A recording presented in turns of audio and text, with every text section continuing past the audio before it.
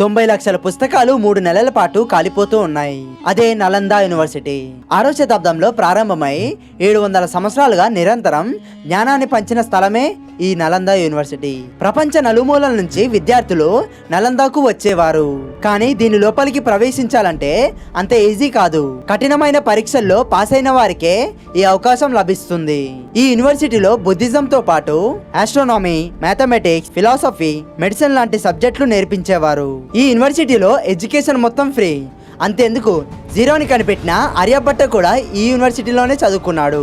అలా 800 సంవత్సరాల వరకు ఈ యూనివర్సిటీలో ఎంతో మందికి జ్ఞానాన్ని పంచింది. చైనాకి చెందిన ఒక యాత్రికుడు హ్యూవింగ్ సెంగ్ అక్కడున్న పుస్తకాలను చూసి ఆశ్చర్యపోయాడు. కానీ 13వ శతాబ్దంలో ఒక్క దాడితో అంతా ముగిసిపోయింది. బక్తియార్ ఖిల్జీ 1193 సంవత్సరంలో ఈ యూనివర్సిటీపై అటాక్ చేశాడు. అటాక్ చేసిందే కాకుండా అక్కడున్న విద్యార్థుల్ని అతి కిరాతకంగా చంపేశాడు. అక్కడికి చదువుకోవడానికి వచ్చిన వేలాది మంది జనాల్ని కూడా బ్రతికుండగానే కాల్చి చంపేశాడు.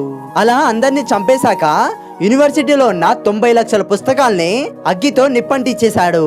అలా లైబ్రరీలో ఉన్న పుస్తకాలు కాలిపోవడానికి దాదాపు 3 నెలల పాటు సమయం పట్టింది. అలా 90 రోజుల పాటు లైబ్రరీలో ఉన్న పుస్తకాలు మొత్తం నిరంతరం మండుతూ ఉన్నాయి. అసలు ఎందుకు బక్తియార్ ఖిల్జీ ఈ నలంద యూనివర్సిటీని ధ్వంసం చేశాడు? అది తెలుసుకోవాలంటే పార్ట్ 2 అని కామెంట్ చేయండి.